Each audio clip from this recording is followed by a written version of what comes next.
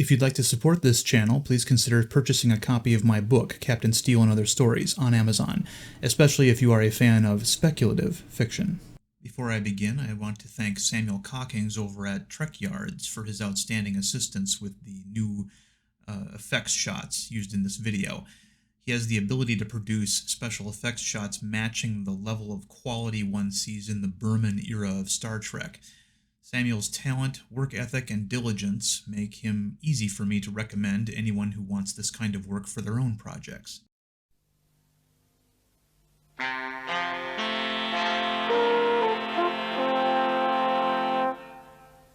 Alright, so what kind of video is this? As the title suggests, this is not a typical installment in the Star Trek from a Submariner's Perspective series. This video is instead going to discuss an idea. A story that preceded the YouTube series by over a decade. A story that started churning in me shortly after I saw Star Trek Nemesis way back in 2002. Simply put, Star Trek Halibut is my own Star Trek story. A premise for a book or a series of books, a streaming series, or what we used to call a mini-series in the days of old television. It will never be an actual thing. I'm not that delusional. I don't have the means to make fan films, and I certainly don't work for Paramount or Secret Hideout, and I do not own the Star Trek intellectual property, nor do I have a license to create for it. But these facts should not and do not hamper creativity, particularly amongst the fandom.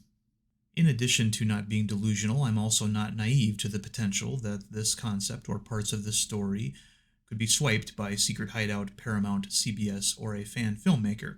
If they did do so, I would be flattered with the knowledge that they thought it was good enough to swipe. But don't get me wrong, it would bother me a little if they did, but there'd be nothing I could do about it anyway, and the story concept isn't doing anybody any good just existing on my hard drives. So enough said about that. So why is this project called Star Trek Halibut? Doubtless there are even some of you out there who don't know what the word halibut even means. A halibut is a species of fish, as most of you probably know. It's not a particularly aggressive species of fish. The halibut is a fish created for eating.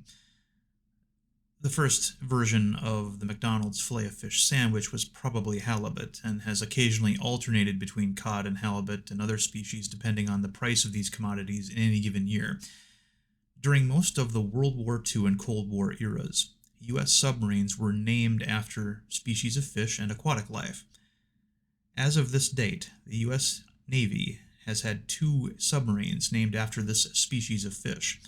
The diesel-powered Gato-class World War II-era fleet submarine SS-232, and the nuclear-powered submarine upon which Star Trek Halibut is loosely based. The genesis of the story of Star Trek Halibut began with the publication of the non-fiction bestseller Blind Man's Bluff, The Untold Story of American Submarine Espionage by Sherry Sontag and Christopher and Annette Drew in 1998. The book was controversial when it was first published because it exposed several Cold War-era covert programs that were still considered top secret or better at the time. The History Channel also produced an excellent documentary dealing with the information in the book in 2001, hosted by Roger Mudd.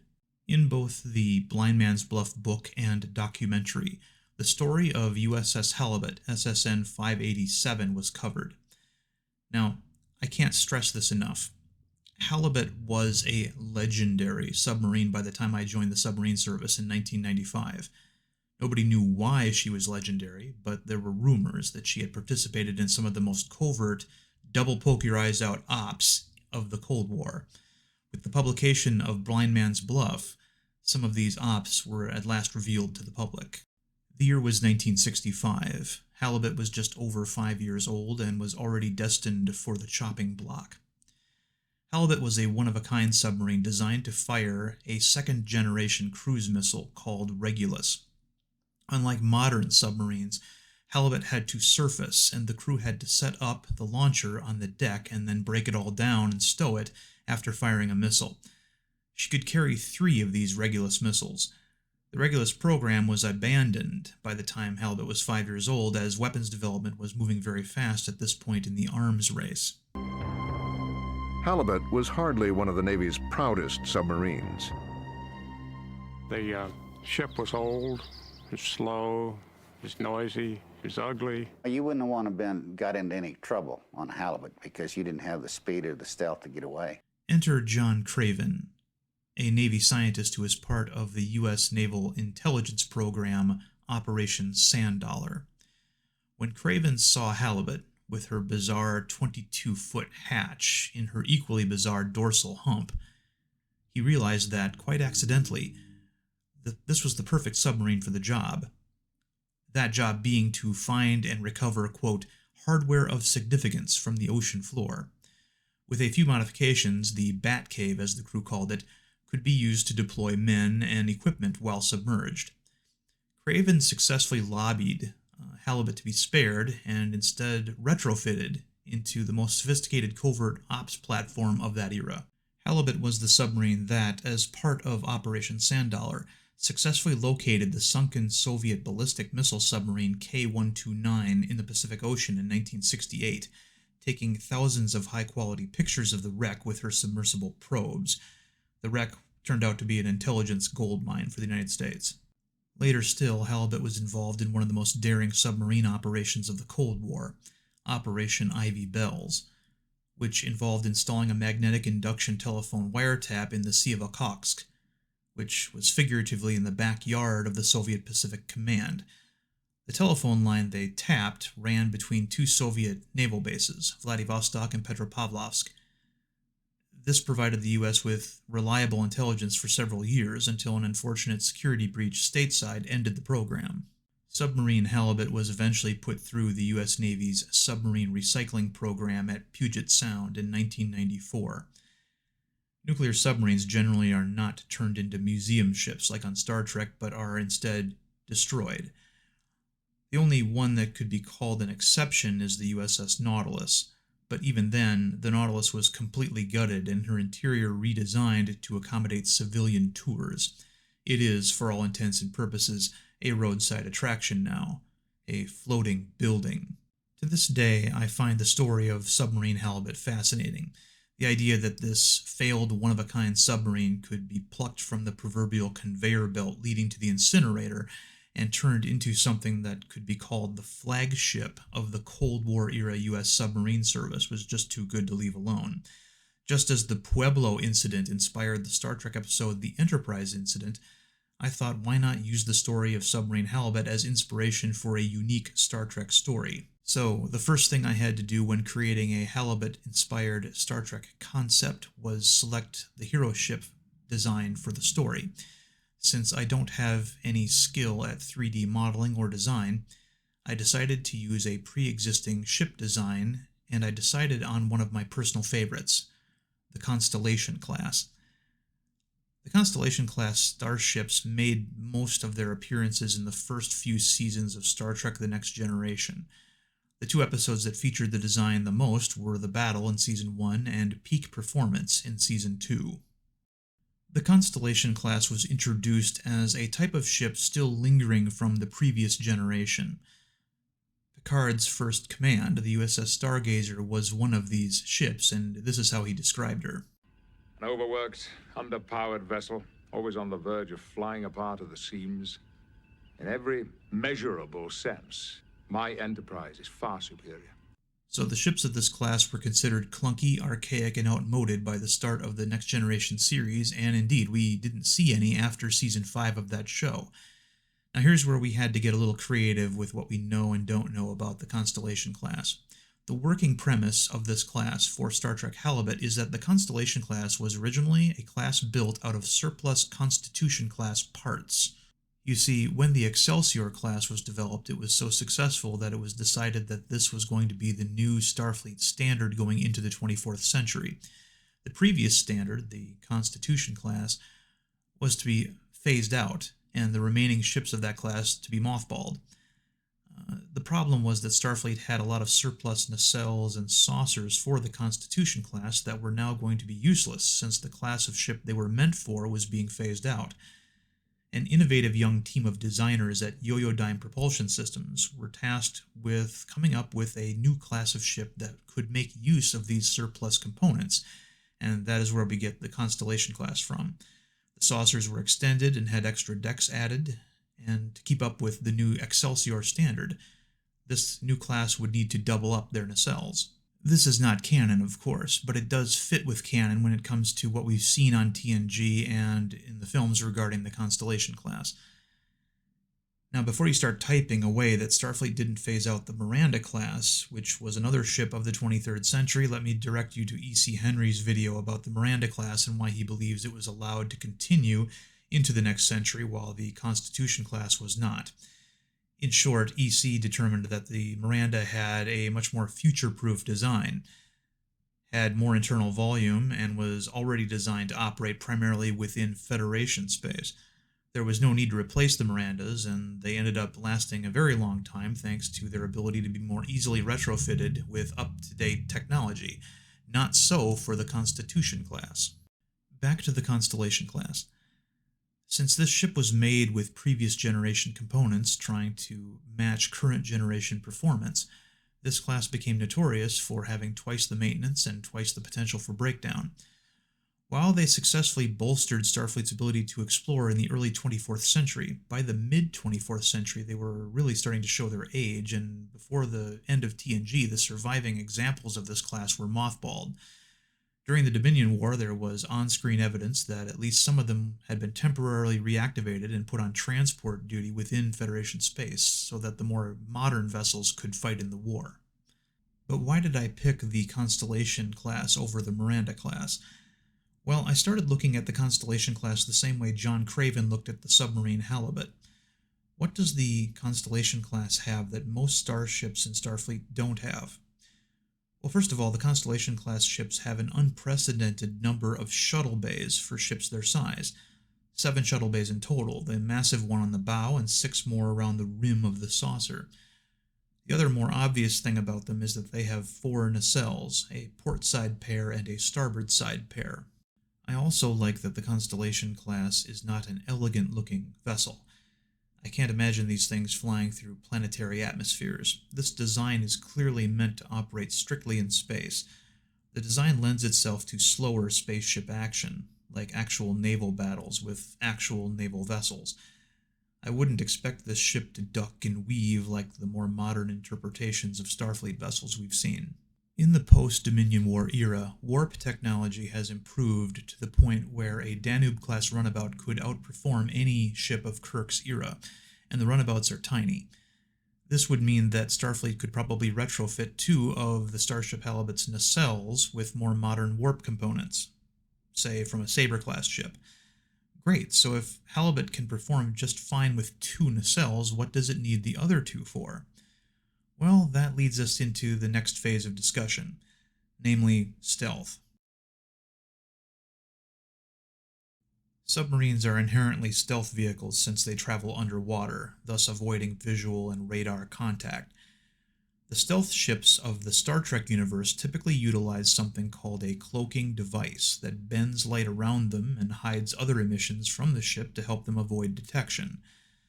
So in order for Starship Halibut to be an espionage platform, it's going to need something similar. Now, in the lore of Star Trek, Starfleet is forbidden from pursuing cloaking technology for its vessels because of an agreement called the Treaty of Algeron. Specifically, it's a treaty between the Federation and the Romulan Star Empire.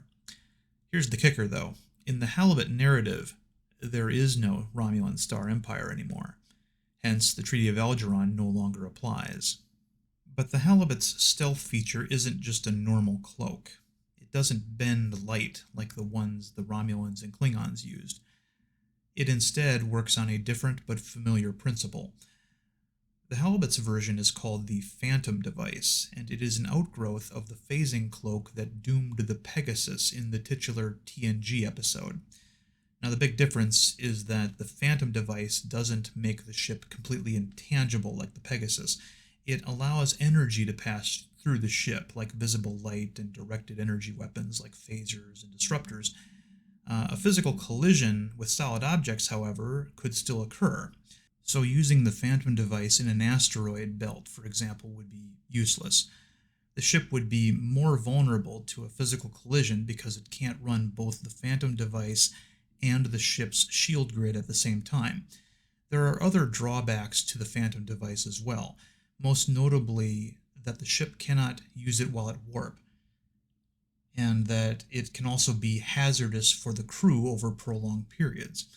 While using it, the Halibut's corpsman has to regularly administer hyronolin treatments to the crew, which isn't very pleasant after a time.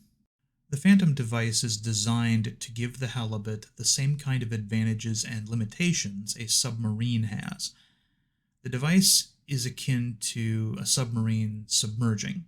While submerged, a submarine is harder to detect and is immune to many of the kinds of weapons that other ships carry.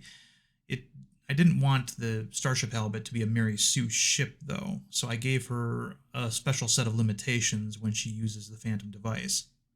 Halibut's firepower isn't all that impressive compared to the rest of Starfleet either. She's lightly armed, with 6 dual ball turret phasers and a single aft torpedo launcher. The 2 sets of forward torpedo launchers you see on the model have been configured to launch stealth probes instead. This Halibut, much like her submarine namesake, isn't the kind of ship you really want to get into trouble in. She's designed to sneak about, observe, and record more so than fight. Now let's talk about Halibut's actual mission. As stated earlier, the Treaty of Algeron no longer applies because the Romulan Star Empire is gone. Something similar happened in the TNG finale All Good Things when we saw an alternate future in which the Klingons had conquered the Romulans and Starfleet ships like the Enterprise were now equipped with cloaking technology. In the narrative of Halibut, the Klingons are not responsible for the destruction of the Romulan Star Empire, however. In the narrative of Halibut, the Romulan Empire has disappeared. Every single Romulan within their borders has vanished. This caused their empire to instantly collapse. Romulan space has now been divided equally between the Federation and the Klingons, and both nations are exploring it. This is intended to be vaguely reminiscent to Germany being divided between the US and the Soviet Union after World War II. Halibut's mission is not only to covertly explore the Federation's portion of Romulan space, but to also determine what exactly happened to the Romulans. This is the primary arc of the story, the overarching mystery. This narrative does conflict with what we've seen in the Secret Hideout Picard series, of course. I came up with this story years before anybody had even heard of Secret Hideouts, so that kind of thing is to be expected. While it could be further adapted to the Secret Hideout sequence of events, for the purposes of this presentation, I'm sticking to the original pre-Secret Hideout premise. So, in short, while the mission of the Enterprise was to boldly explore, the mission of the Halibut is covert exploration. The Halibut goes into a system or region of space, scans it, analyzes it, and then sends that information back to Starfleet, who then sends a proper starship to officially explore it. It's a more cautious tactic justified given how crafty the Romulans are/were, and in keeping with Starfleet's more militaristic attitude in the post-Dominion War era. Gene Roddenberry was once asked why Starfleet didn't use cloaking devices, and his response, famously, was that, quote, "Our guys don't go sneaking around." Excuse me, Mr. Roddenberry, you great cuckoo bird of the galaxy, our guys do in fact sneak around. We do it all the time. But Darren, he was talking about the Federation, not the USA. The Federation has been seen using cloaking tech in, for example, Star Trek Insurrection, and holographic duck blinds in Who Watches the Watchers, and Riker used the magnetic poles of a planet to hide his ship in a battle simulation. Janeway also used Voyager's shields to scatter 20th century radar in Future's End. So yes, even if we're talking about the Federation, our guys do sneak around. Much like the submarine Halibut, the Starship Halibut is a secret kept in plain sight, and not just from foreign powers, but from her own service as well. When submarine sailors used to see the Halibut sail by out to sea, they looked at it and probably thought to themselves, imagine serving on that thing. The same would be said for Starfleet personnel when looking at the Starship Halibut. The Halibut is like the Columbo of Starfleet ships. Everybody dismisses it and underestimates it. That's the idea. To the rest of Starfleet, Halibut is a transport and training vessel, and nobody pays much attention to her. Part of the fun of this story is that the crew of the Halibut is hiding their true purpose from the rest of Starfleet as well as from the persons they may encounter while underway. They have a 2-star admiral at their home port, Deep Space Iconia, as their handler. He is the only other officer who knows what the Halibut is really all about, aside from the Halibut's own crew. There are, however, other Starfleet personnel at Deep Space Iconia who begin to grow suspicious about the outdated vessel and her true purpose, and cause problems later on in the story as their suspicions grow. We would see the crew of Halibut relaxing at their home port and having to listen to the crews of other ships as they brag about having explored areas that Halibut had already been to weeks or months earlier. I feel it's also important to point out that the Halibut is not a Section 31 ship. She is part of Starfleet intelligence. This adheres to the Berman era of Star Trek in this regard, in which Section 31 is a clandestine cabal of personnel within Starfleet, a kind of secret society within the intelligence community that is usually up to no good and is unknown to most of the members of Starfleet. Halibut may run into members of 31 in the story, but they do not work for them. Starship Halibut is home-ported at a former Cardassian station now in orbit around Iconia Prime, in what used to be called the Romulan Neutral Zone. This is the staging area for Starfleet's exploration of Romulan space. The Cardassian station they are using used to be called Empok Nor, and was featured in a couple of episodes of Deep Space Nine. After the Dominion War, the Cardassians sold the derelict Empok Nor to Starfleet. Starfleet, knowing full well how effective a Cardassian Nor-type station like this can be once outfitted with Federation technology, dragged the hulking Empok Nor into position in orbit of Iconia Prime and began refitting it. The last time we saw Iconia Prime was in the TNG episode Contagion.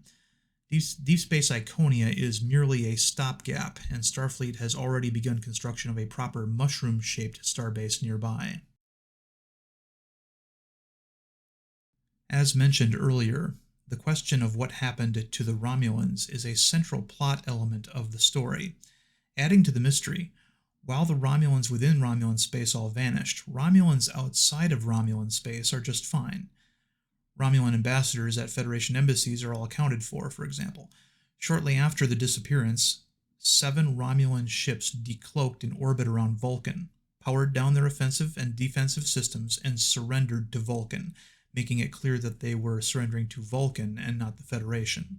The unification of the few remaining Romulans into Vulcan society has begun to destabilize Vulcan as a core world of the Federation, and the Vulcans, now finding themselves in possession of a handful of warships, has reactivated the Vulcan High Command, last seen in the days of the NX-01. To show their allegiance to Vulcan, these Romulan ships have been recolored from Romulan green to Vulcan burgundy and are now referred to as Vulcan warbirds. The few surviving Romulans have no intention of ever returning to Romulan space out of fear that they too could vanish if they go back. These superstitious Romulans offer no explanation for their people's disappearance. This would not be the first time we've seen a prominent political power in Star Trek vanish. In having them disappear, the Romulans become a sort of mythic-level people in the story, and we learn more about them through examining what they left behind. But let's get back to the Halibut herself. Starship Halibut has both a bridge and a control room, just like submarines do. The original bridge, with all of her dated consoles intact, is where you would expect it to be, at the top of the saucer. The Halibut's control room, however, is located one deck beneath the bridge and does not appear on any of the ship's schematics or deck graphics, and looks more like the Defiance bridge. Submarines have a bridge on top of the sail that is only manned when they are on the surface. It's a small space that can fit barely 3 men. Just prior to submerging, the commanding officer will transfer command to the control room below for submerged operations. Something similar happens on Starship Halibut. With a crew of only 51 personnel, there is a lot of extra space on Halibut. Much of the ship is merely for looks, and so when they give tours to admirals and ambassadors, no suspicion is aroused. The ship also has hollow emitters on every deck, and these can be used to simulate a 400-plus person crew, or can be used to form holographic security teams if the need to repel boarders becomes necessary. Starship Halibut has only 3 commissioned officers: the commanding officer, the executive officer, and the operations officer. The other 48 personnel are all enlisted. The reason for this, again, is to largely mimic the kind of officer-to-enlisted ratio you find on submarines, particularly in the case of those of World War II. The crew composition is intentionally modeled after that of the Stingray in the film Down Periscope, starring Kelsey Grammer. Exploring and developing the enlisted ranks in Starfleet is something I've always kind of wanted to do in Star Trek anyway. In the Halibut narrative, Starfleet incurred so many losses during the Dominion War that Starfleet's enlisted ranks were bolstered to meet demand. For example, the Halibut does not have an actual doctor on board. Instead of a chief medical officer, the ship has a single, highly trained, independent duty corpsman like a submarine does. Now, you might be asking yourself, why don't they just use an emergency or long-term medical hologram? There are several reasons for this, including security. Suffice it to say that medical holograms have fallen into disfavor along with android technology in the Halibut narrative. The Halibut also has an enlisted chief instead of an engineering officer, and also utilizes an enlisted cryptology specialist instead of a communications officer. The presence of so many enlisted ranks on the ship is going to give the ship and crew a slightly different feel than other Star Trek shows and movies, but would still be familiar enough to feel like a valid Star Trek inclusion. I'm not going to be spending much time here talking about the crew and their details, but I will talk a little bit about the commanding officer. His name is Blood, Captain Blood. The name's phonetic similarity to the pirate Captain Blood is intentional on my part, but coincidental in the narrative. He is a Bolian. I went with a Bolian captain because non-human captains are rare, and because I find the Bolians interesting, both culturally and visually. Bolians are known as a relatively benign race who have a friendly and conversational disposition. Probably the most famous Bolian character on Star Trek was Mr. Mott, the civilian barber on board the Enterprise D. Well, you know, that really does look very nice, Mr. Mott. I think that will be sufficient. Hold on.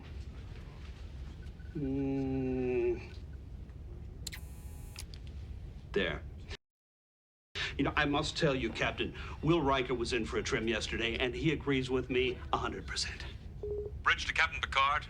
Imagine if Mr. Mott was a Starfleet officer instead of a civilian in the service industry. That's our guy. A little while ago, I said this ship was like the Columbo of starships. Well, Captain Blood is very much like Columbo too. I would also compare him to the Seventh Doctor on Doctor Who, played by Sylvester McCoy, a seemingly ridiculous character who turns out to be way more than he initially appears. People keep underestimating him because Bolians have the reputation that we talked about earlier. He's also able to turn off this charm when it's necessary, and it's almost a Jekyll and Hyde sort of transition. Captain Blood is a rather informal captain once his ship is underway, and he likes his crew to wear command ball caps like the ones the crew of the NX-01 wore on Star Trek Enterprise. He himself wears one too. Now, the reason for this is twofold. First, it's an obvious nod to Deep Space Nine, Enterprise, and the U.S. Navy, but second, it would cut down the amount of time the actor would need to be in the makeup chair, since a good portion of his head would be covered by the hat. It's a practical sort of thing that I thought of in order to make the part more attractive to a prospective actor. And there you have it. There's a lot more I could go into, but that's the general premise and thought process behind this thing called Star Trek Halibut. Like I said in the beginning, this is just what I would do if I personally got a hold of the Star Trek franchise, or if I had some sort of opportunity within it. Thank you for watching.